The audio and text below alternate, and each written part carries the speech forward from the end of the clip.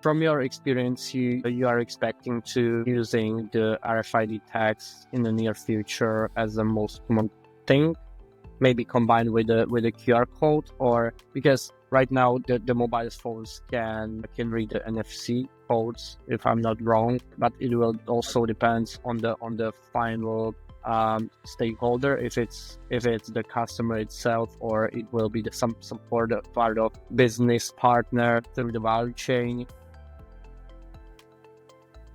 and it can be different, right?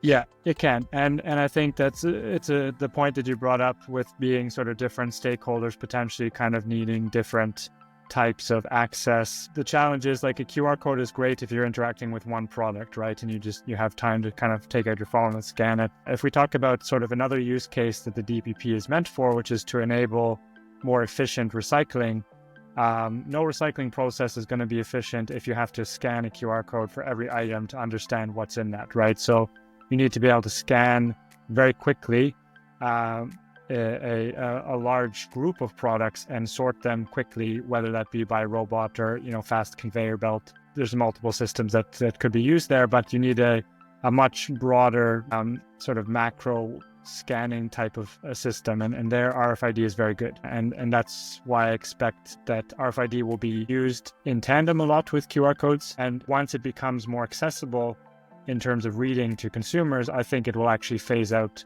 QR codes to some extent. But I think for a long time we'll actually probably see some combination of data carriers together.